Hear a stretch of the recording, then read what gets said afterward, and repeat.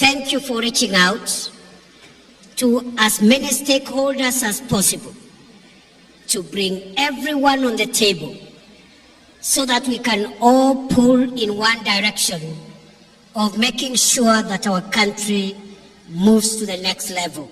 A very good morning and welcome back to Havana Media. My name is Boniface Owino, and as usual I'm going to be your host for today.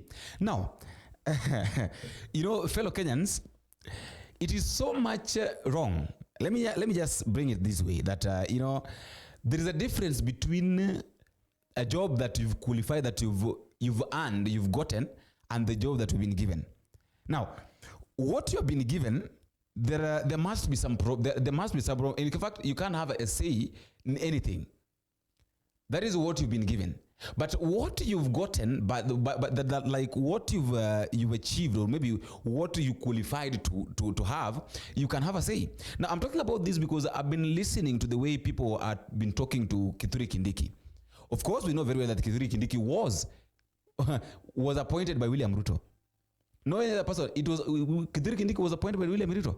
That is why we had this senator telling Kindiki that we fought very hard for you to be in that office. Right now, you are in that office simply because we want you to know you have to walk in every place. Remember that even this our area is Kenya. Kwa hajajua map ya Kenya vizuri. Mimi nataka wewe ujue map ya Kenya. Ujue kwamba hapa Narok pia ni Kenya. Na hawa kwa sababu wanalisha taifa, pia hao wazidi kulishwa kama vile wanalisha taifa. Wakati tulikuwa tunakupatia support, tulikusupport ndio ujue Kenya mzima inakaa aje. Ukizungumza saa ile umekaa kwa ofisi, hapana kaa kwa ofisi na kufikiria pengine ati. Number 2, Senator Olekina yesterday confronted Kindiki and told Kindiki that go tell Mr. President that we cannot allow our cows to be injected, to be vaccinated. Mimi mheshimiwa Deputy President, kwa heshima, Ledama amesema ng'ombe yake haitadungwa. Na mimi naomba tuachane na hii maneno ya kudunga masindano ng'ombe, kwa sababu sisi tunatumika kama guinea pigs. Bill Gates anazunguka huko akidunga mang'ombe ya watu ati kwa sababu ng'ombe na nyamba. Si endelea tu kunyamba. Mimi Ledama nikidungwa sindano na nisiponyamba sindakufa. Na mimi nakuomba tu kwa heshima, we agreed to disagree and agree. We will agree where we agree in principle. We disagree where we find there are issues. I've lived in America for many years. Mimi nataka kuona hao America tena wametangaza hii ndio ng'ombe leo inadungwa pup, alafu tuone. We want to be independent. You know, there's one big problem, Your Excellency, that I want to tell you today. How wafugaji sasa, they are guinea pigs in all manners.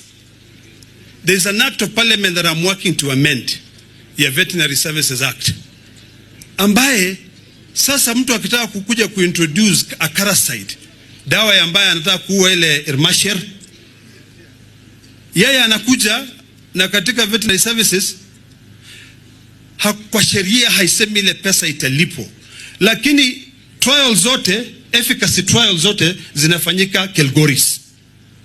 Unaona watu wa Muriodikiri wanachukua ng'ombe yao wanapeleka huko, watu wa Bomet wanapeleka ng'ombe yao huko, ifanywe efficacy trial.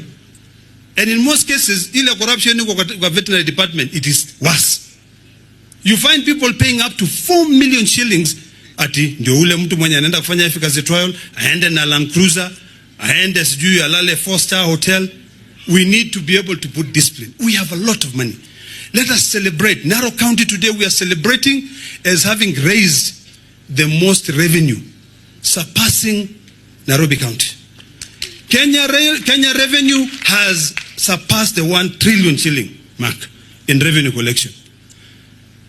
Mheshimiwa Prime Cabinet Secretary pia alisema juzi, na I agree with him, wakati tulicollapse zile 1130 pay bills tukiweka moja, ndio ikasaidia hizo revenue ziweze kupanda. This country is industrious. But I'm failing to understand. I'm just failing to understand the kind of leadership that we have in this country. Both the deputy president and the president. The president is messing up, and then after the president messes up, he brings the problem now. He leaves the problems to the deputy president.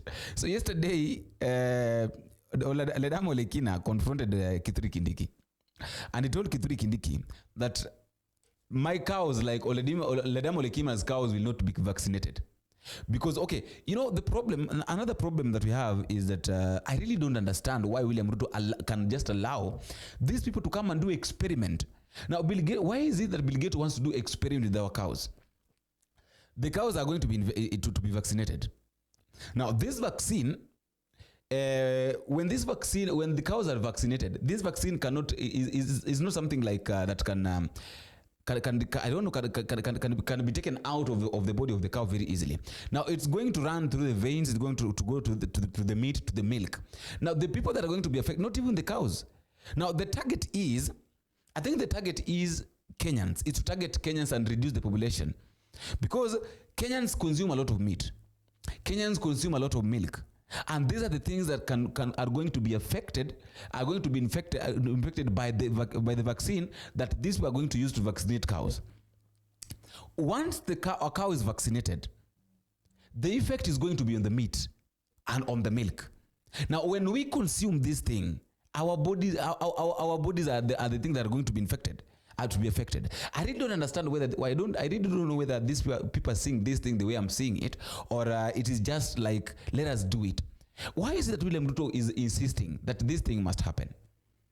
Why is it that he is insisting that cows must be vaccinated? And that is why, in fact, he is even going ahead and abusing Kenyans, because Kenyans doesn't want this thing to happen.